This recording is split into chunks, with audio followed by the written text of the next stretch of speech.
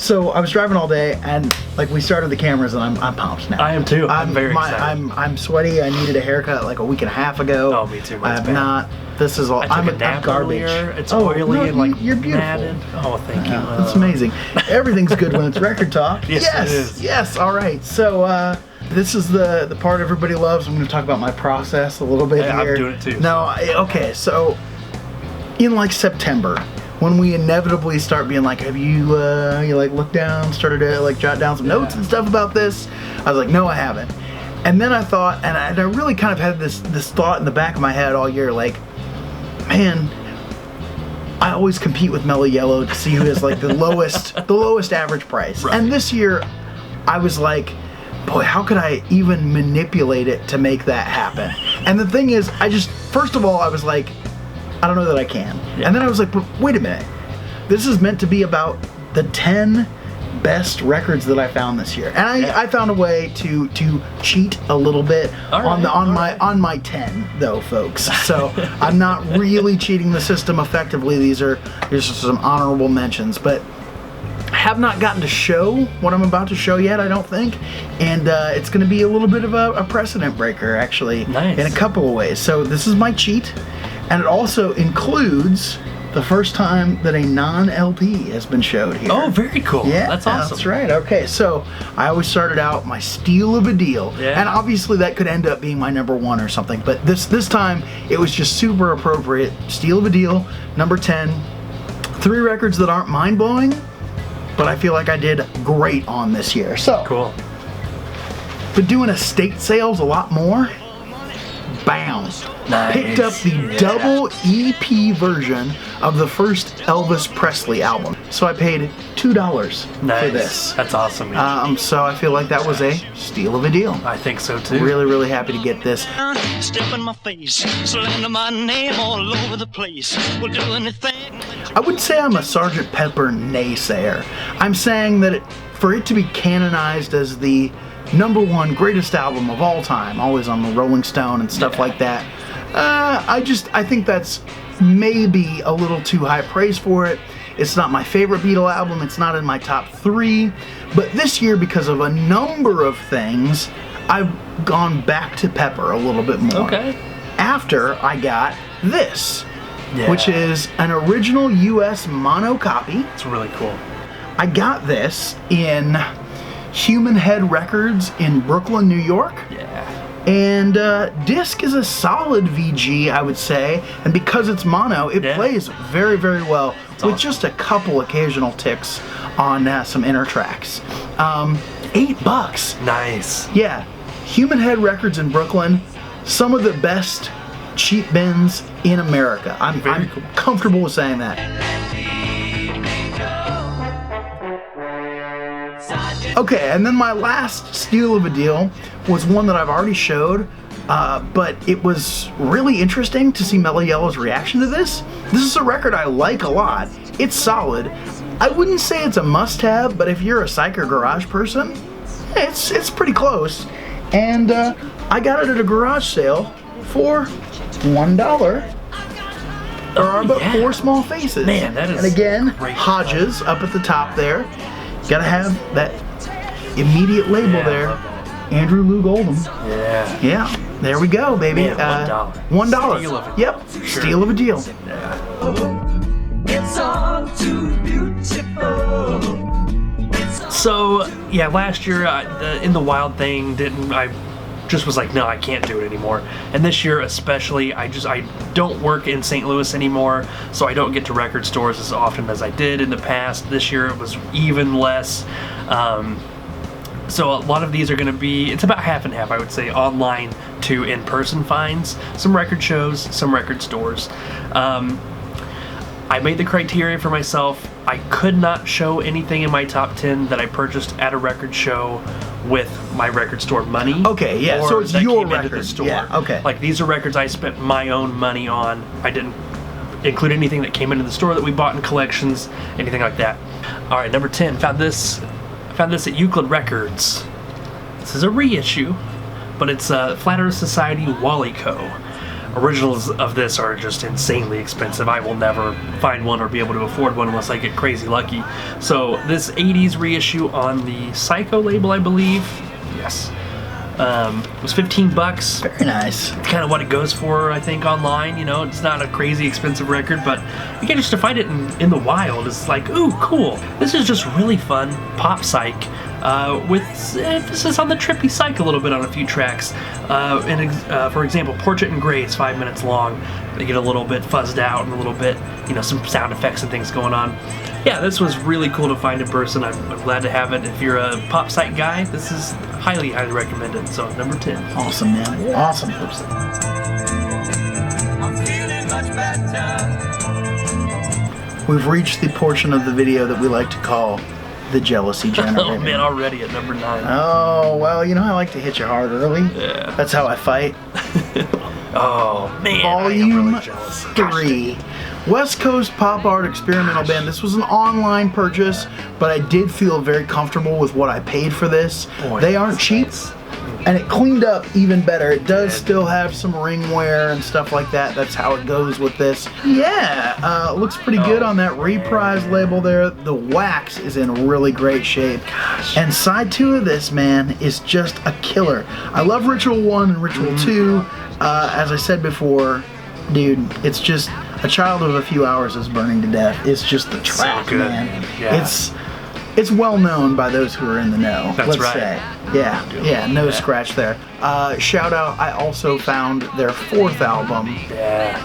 Where's My Daddy? Yeah. Not as good as this, but does have some cool stuff in it. That one I found in the wild, so that was a cool wild find, but this is the superior record, no doubt. All right, number 9. This is one out of the Endless Trip colored photo section. I'm always drawn to those. You know, you're flipping through, you see the picture. I'm gonna read the write-up, and every once in a while it'll be like, ooh, that sounds intriguing. I'm gonna listen to this a little bit online. Sampled it. I sampled half of a track. I was like, oh, I'm gonna buy this, and I found a copy on Discogs for $15. That is absolutely the median price for this album. It's Beck Nature Boy on Verve Forecast. It's just really, really fantastic bluesy psych rock. Lots of guitar, like jamming, extended instrumental sections. The shortest track on here is 3 minutes, but after that it's like the average is about 5.5 minutes long. And for a $15 record that kind of goes under the radar, this is definitely one to seek out and pick up if you're looking for some kind of jam music. Yeah, that's really A little cool. bit of fuzz in your psych. Deceptive cover. It really is. Super folk. Yep, it looks cover. folky. Yep. But And it's his all name's Joe electric. Beck. Beck Yeah. and Nature Boy. You know, the Inabez cover. So you're like, I don't know, is it going to be acoustic? No, it's all electric and it's all really, really well done. So Very cool. highly recommend. Very cool.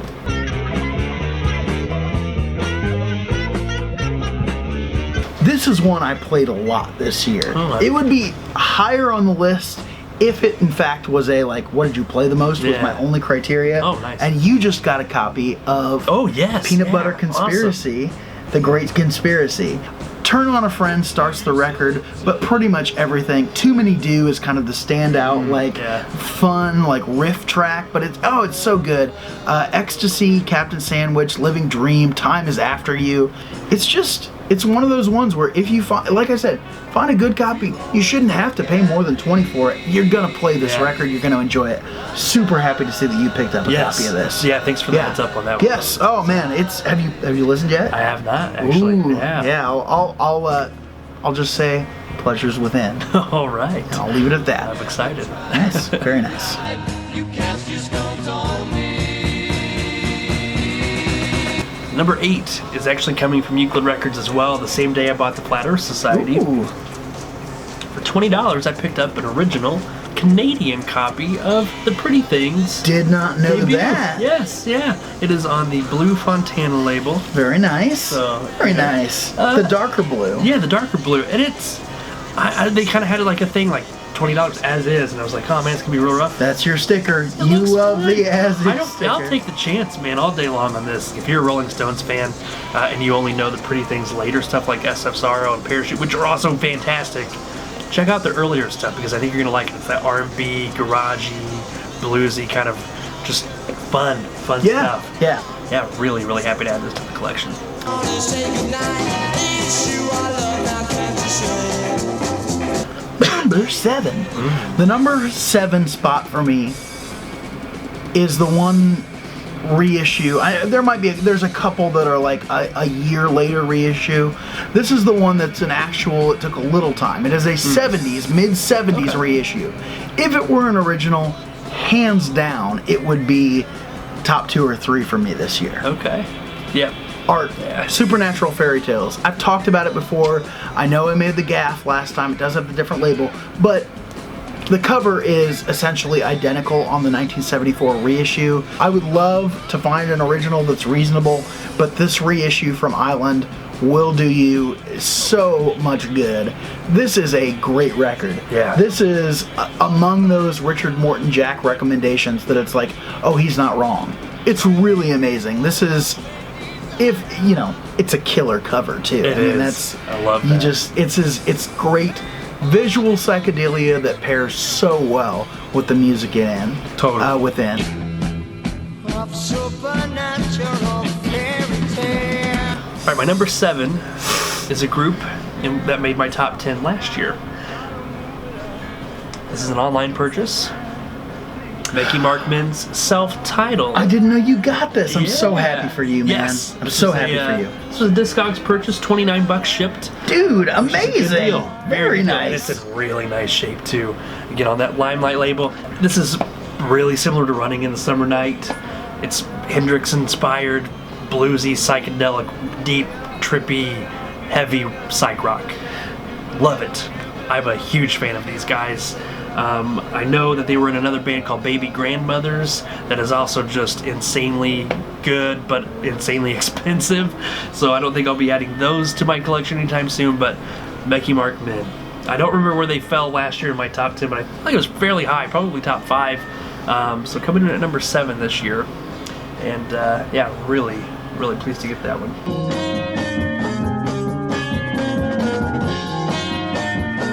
Silver. Oh yeah, It's really good. Electronic psych. I tend to kind of step back from that, be like, I don't love the electro stuff, but actually it's tickled my fancy a little bit more lately.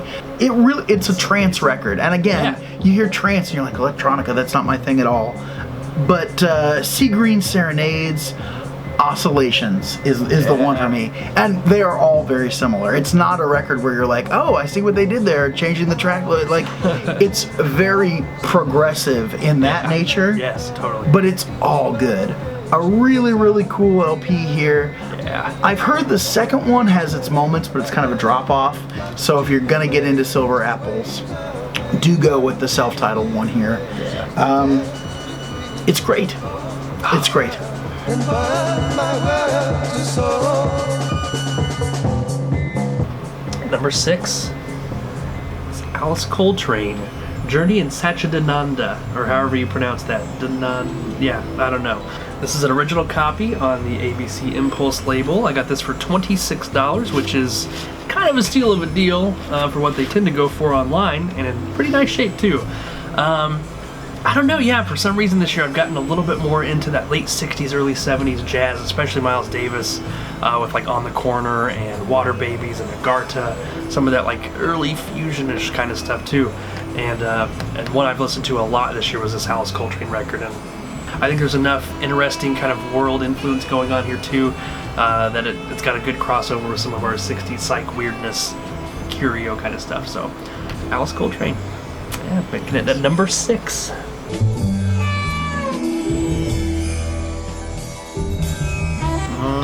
This is a 72 pressing, so not an original, don't care at all, of Teenage Head. Fantastic album. This one came up, I think I got this for like $25 shipped. That's awesome. I am ecstatic about it. This is one that I want to have a 1968 fastback, matte black, chrome bumper, Ford Mustang, souped up, driving around with a black t-shirt and a pack of Marlboro Reds wrapped up in my sleeve there, blasting this stuff out the window. Heck yeah. Seriously, I'd start to smoke if that situation was available to me. I'd smoke like one and then I'd die. Yeah. But still, I have a feeling that the sex appeal that I would elude, it would elude me, that I would exude would be almost moderate.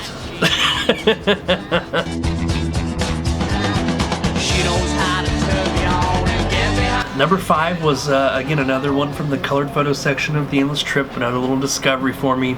Played the heck out of this thing this year. This is Douglas Fir, Hard Heart Singin'. Now, about half of the album is really, really good, deep, I would call kind of dark, bluesy psych rock. And the other half is jam band bar boogie blues. It sounds like it wouldn't work, and for some it probably won't. But I didn't mind it at all because these guys were a bar band that got a record contract, and I think they wanted to make the deep stuff, but the label was like, no, you guys are known for being a bar band, like play that stuff. Yeah, again, on average on Discogs for some reason like $60, give or take a little bit. Getting this for $25. I had a lot of fun playing this year. It's a really nice back and forth. If you find this one, check it out. I think it's well worth your time and worth a spin. So, number 5.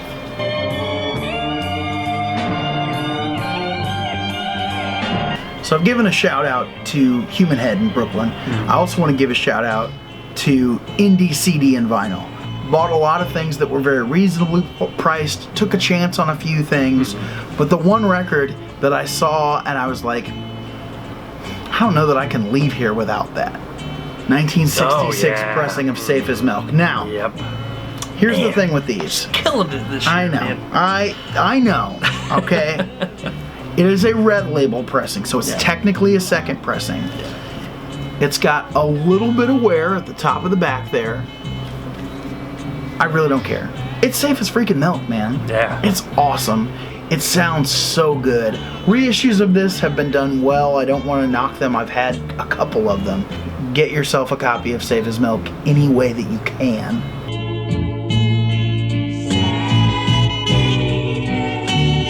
All right, number 4, another online purchase, and another one in sort of that kind of jazz-ish vein. He's a jazz guy now. This is Bruce Palmer, The Cycle is Complete, the former bass player of Buffalo Springfield. Overall, just kind of, again, out there, weird, free, just kind of jammy music, and I really like it a lot. And I know, he sort of made it tongue-in-cheek, as sort of like, I'm really out of the music industry. I'm gonna prove a point. I'm not gonna make anything that you can market. I dug it a lot. Yeah, I paid $29 shipped, and again, it goes for 30-ish on average. So I paid what it's worth, and it was well worth the purchase. So, number 4.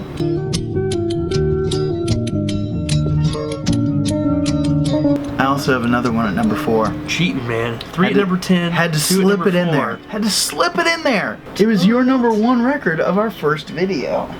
And I just happened to pick up an original copy in the shrink wrap this year. Gosh, man. I have a copy and I'm jealous of this.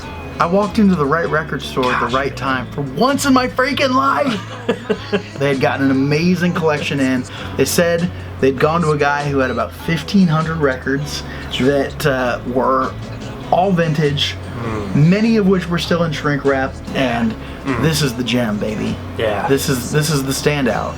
That is beautiful. It's so clean. Looks so crisp. It's so freaking clean. I mean, I am like, I've checked everything, folks. It is an original. I know that sometimes, like, I am always a little bit like, I might take shrink wrap. I might take it off. Might not. No way. No, you can't do it on this one.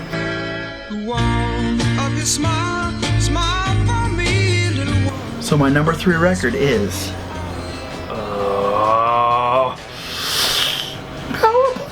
Golden Dawn. I cannot believe it's only number 3. It's got a little bit of wear on the back. Not much though, all the graphics are still there. A little bit more wear on the front, unfortunate, but that did happen. But this is an original international artist. If you like the 13th Floor Elevators, this is basically the 13th Floor Elevators B. Like the other group that sounds a lot like them.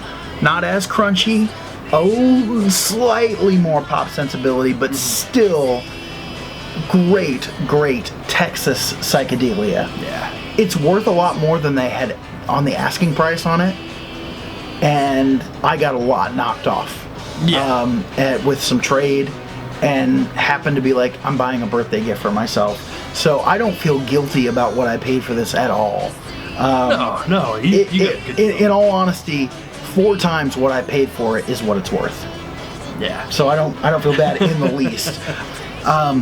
Clearly, it's a super rare record, and I'm ecstatic to have it. So, yeah. My number 3. It's amazing. 2018. Gosh.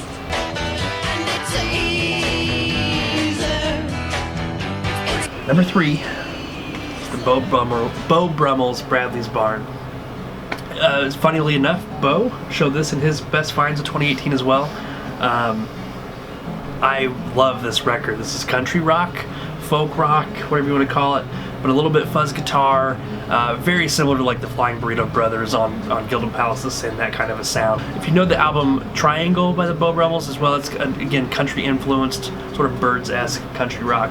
This is in that same vein. The opening track, Turn Around, is probably my favorite track on the album, but Love Can Fall a Long Way Down, Jessica, Little Bird, Cherokee Girl is really good, that closes out side 1. This is fantastic. I paid $30 for it. It's worth $30. It's the only copy I've ever seen in person. Yeah, I'm super pumped to have this. I acquired this back in November. So if I'd gotten this earlier in the year, this easily would be my most played record of the year, and it probably will be up there pretty high in 2019 as well.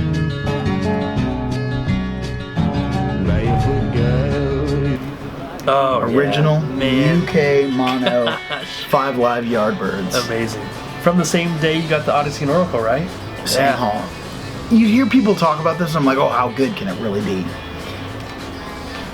I don't know how many shows they taped or whatever club it does not matter. This exceeds the hype. I really love this early blues rock and roll from the British Invasion. I'd always been a late 60s guy. I'm still a late 60s guy. Sure. But I'm now appreciating the early efforts of those groups so much more than I ever was before. And you hear this and you are like, oh, I get it now. Yeah. Like I get the fervor, the excitement. It jumps out of the speakers. Oh, man. It's so freaking good. Well, I'm sold. Oh man, I love it.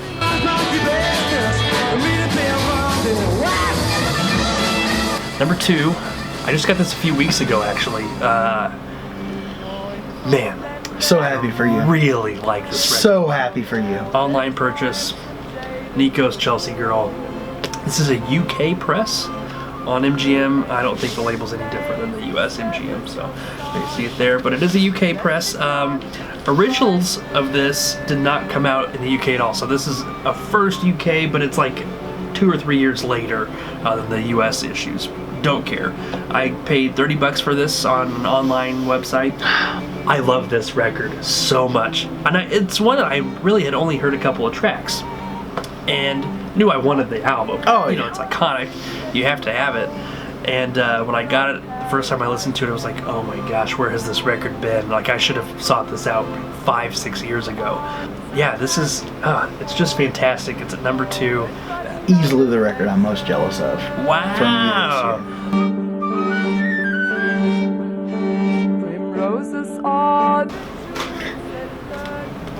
I don't think I wanted the heck out of this record and I got it. I don't know what else to say about it. It's Morgan. It's super rare. It is It's very rare. the type of music that I just freaking love. Like Yes. hard Yep. blues, psych. Yep.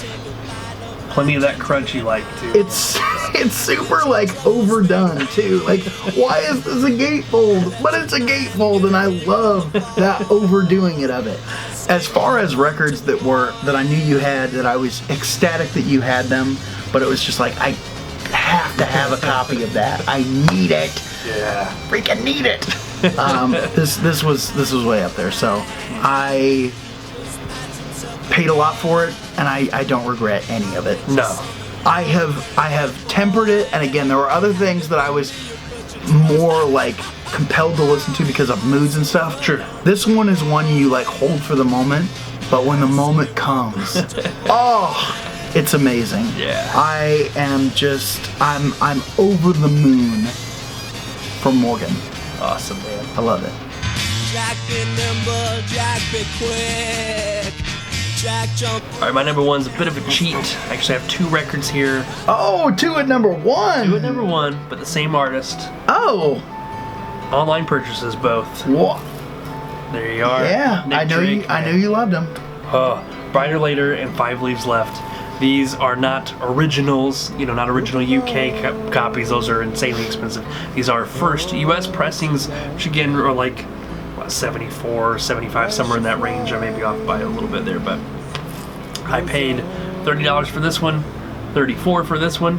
Nick Drake was, again, one of those guys that I knew of and had heard a couple of tracks from, and then I got a recent reissue, like a 2013 reissue of Pink Moon this year.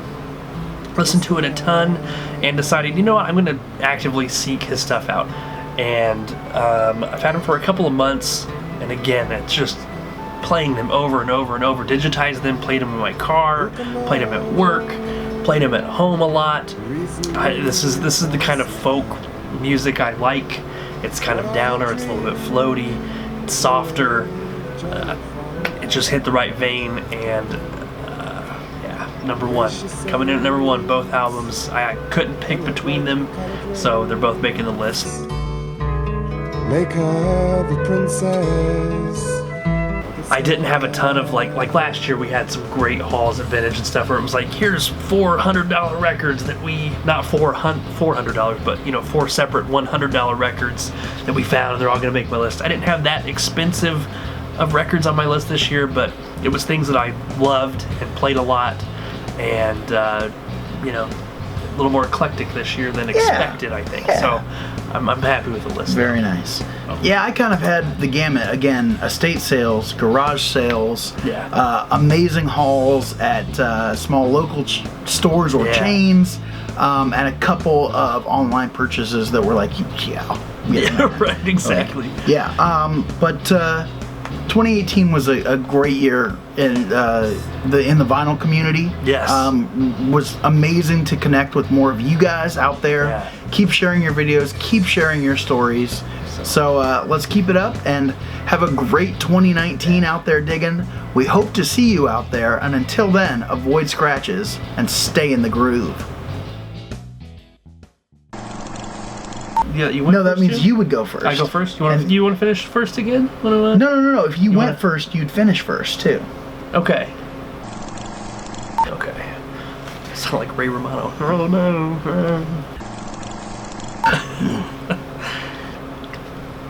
Oh, it's my turn. Yeah. Jesus H. All right. So do you want to... Yeah, so you'll go first this time. Okay. Yeah. All right, so... No, wait a minute. No, I finished last year? I ended it? Okay, then I need to go. Here we go. Okay. All right, well, that's... Making that sausage. And this is not the record I'm talking about, because for whatever reason, I've gotten off on the freaking numbers. Damn it! The sweat on the back of my head right now, boy. I'm not getting much of that fan, I gotta be honest. Yeah. Whichever way it goes, it kind of goes. There it is. Nope, it goes both ways. Yeah. It's This is so much fun.